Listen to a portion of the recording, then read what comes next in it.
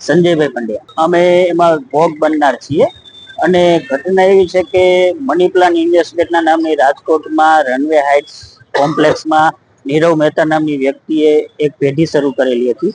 એમાં દર મહિને શેર બજારમાં ઇન્વેસ્ટ કરવાથી 10% થી 15% જેવું તમને વળતર મળી રહેશે એવી સ્કીમ આપેલી હતી.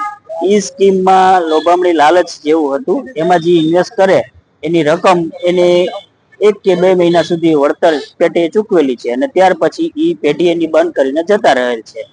અને હાલ એ બાબતે રાજકોટના 7 જેટલા વ્યક્તિઓ ભોગ બનેલા છે. અને પણ મારી આપના માધ્યમથી બીજાને પણ અપીલ છે કે આમાં જે ભોગ બન્યા હોય એ ખુલીને બહાર આવે.